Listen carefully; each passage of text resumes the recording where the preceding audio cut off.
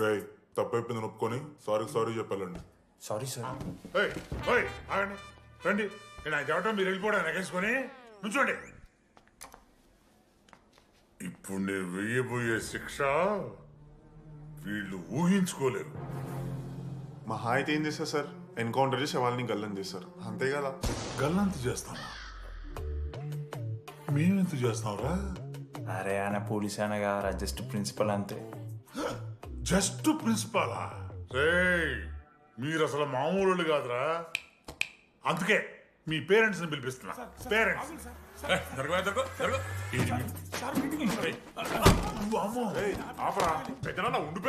ఎవరు నీకు పెద్దనా? సరే చిన్న చంపేస్తావా అండి?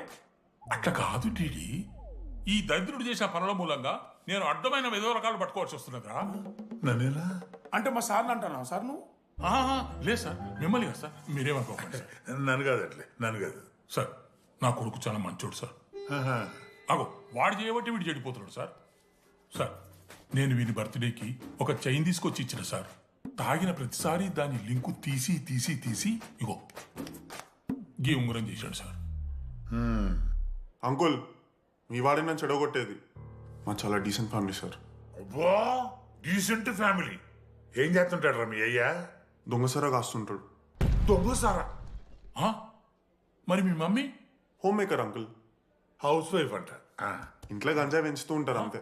గంజాయి గంజాయి మస్తు ఉంటాడు డాడీ. యో ఎన్నిసార్లు కొడతావ్యా? వచ్చినప్పటి నుంచి గుళ్ళో గంట కొట్టు కొడతానే ఉన్నావా? రై పంపించు. సరే ఇక వీరికి నాకు ఏం సంబంధం లేదు, మీరే ఉంచుకోండి. ఉంచుకోండి సార్, మీరే ఉంచుకోండి. ఉంచుకోండి సార్, మీ దగ్గర- ఏమండి ఉంచుకోండి సార్, మీ దగ్గర ఏమండి? పెట్టుకోండి. ఇదిగో మిమ్మల్ని ఉంచుకోండి.